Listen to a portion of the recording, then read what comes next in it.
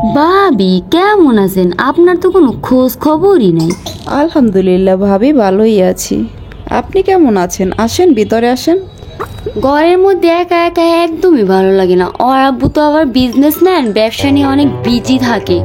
এ দেশ থেকে ও দেশ যেতে হয়, মানে অনেক বিজি, এর জন্য আর কি একা একাই থাকতে হয়।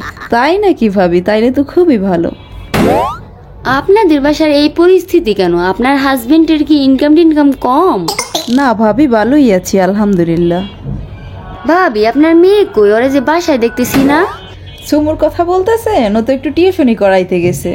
তাই নাকি ভাবি? আমি তো মাত্রই দেখে আসলাম একটা ছেলের সাথে কই জানি যাচ্ছে রিক্সায়। ও তো এমন না ভাবি, হয়তো অন্য কাউকে দেখছেন আপনি।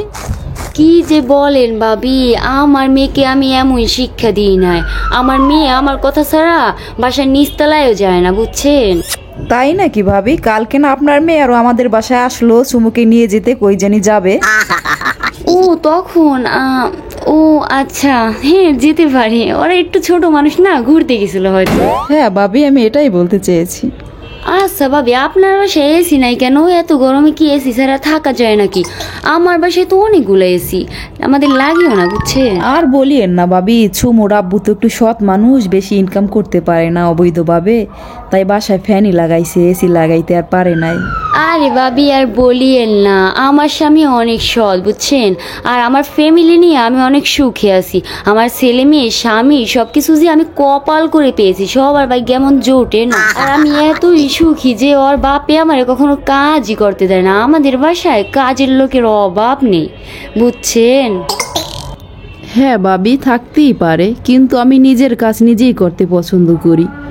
আর আমার মেয়েটার তো কোনো কথাই নেই, আমাকে কোনো কিছুতে হাতই লাগাতে দেয় না। আমার একমাত্র সোনার টুকরা মেয়ে, এরকম মেয়ে ঘরে ঘরে হয় না, বুঝছে?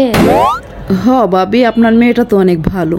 হ্যাঁ ভাবি, এটা সবাই বলে, শুধু আপনি না, সবাই বলে যে আমার মেয়েটার মতো আর একটা মেয়ে হয় না।